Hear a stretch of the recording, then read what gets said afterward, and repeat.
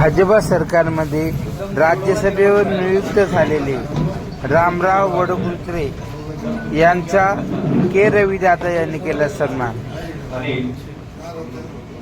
यानंतर आभार प्रदर्शन ॲडव्होकेट शंकर चव्हाण साहेब करतील।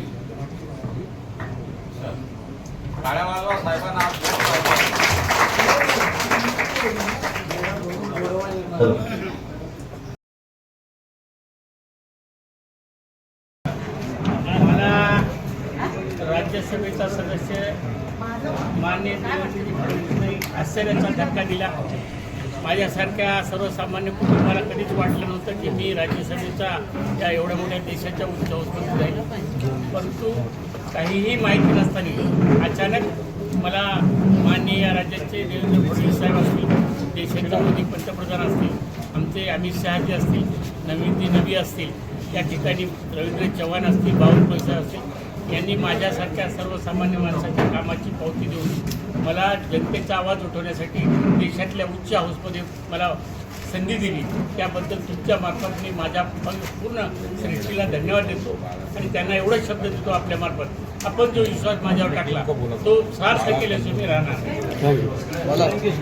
धन्यवाद देता हूँ कि एक इवेंट मैनेजमेंट वाला आदमी समाज सेवा करता, इसका ज्ञात हो गया। तो event management is the business management, ऐसा मेरा आज तक जो मेरे दिमाग में था वो दूर हो गया। सोशल वर्क भी इवेंटमेंट से शुरू हो सकता, ये नया रूल्स मैं रविदादा से आज सीख गया, इसलिए मैं रविदादा को बहुत धन्यवाद देता हूँ।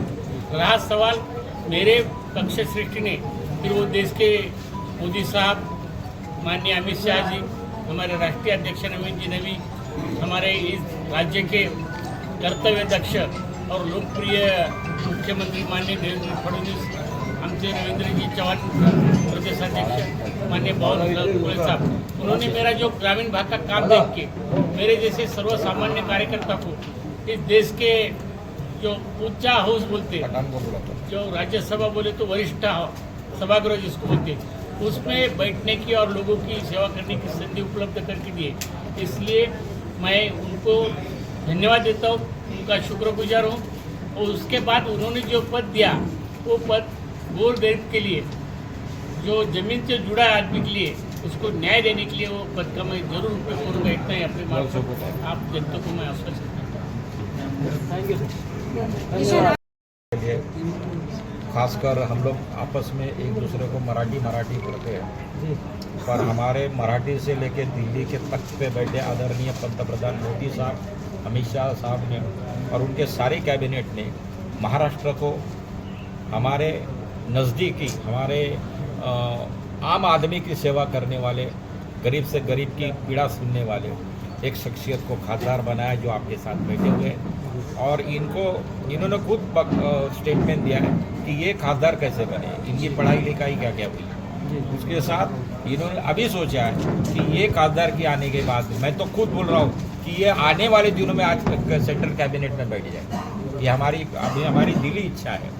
पर ऐसे लोग जब साथ में जुड़ते तो सामाजिक धारणा, सामाजिक कार्य को करने में ज़्यादा तकलीफें नहीं सर, हर सामाजिक काम के हित के लिए सबसे आगे आप रहते हो और काफ़ी लोगों को आपसे फ़ायदा ही हुआ है। आपने समाज के हित के लिए बहुत अच्छे काम किए हैं। अगला कदम आपका क्या रहेगा, किस तरह आप लोगों की सेवा करोगे? नहीं, हम तो हर वक्त जो मैंने कहा कि पिछले एक हफ्ते पहले जब हमने जो युद्ध चल रहा था, युद्ध के ऊपर प्रेस कॉन्फ्रेंस में आप लोग सब वहाँ पर थे, तो हमने कहा कि युद्ध दुनिया में कहीं भी नहीं होना चाहिए, किसी परिवार में नहीं होना चाहिए, किसी देश में, किसी राज्य में होना नहीं चाहिए, क्योंकि हम लोग हिंदुस्तानी लोग जो है वो बुद्ध के विचारों के हैं और हमें बुद्ध प्यारा है। वैसे हमारे मोदी साहब को भी बुद्ध प्यारा है। वो विदेश में जब जाते हैं तो विदेश के प्राइम मिनिस्टरों को बुद्ध के नगरी से, तो जब बुद्ध हमारे पास है शांति का मार्ग, तो हमें युद्ध क्यों चाहिए। ये मैसेज हमने मुंबई से लेके पीएम ऑफिस तक पहुंच गया हमारा उस वक्त, तब उन्होंने जाके एक कॉन्फ्रेंस ली और आदरणीय खासदार साहब के माध्यम से काफ़ी चीज़ें उन तक पहुंच भी जाएगी। सर, जिस तरह आपने टाटा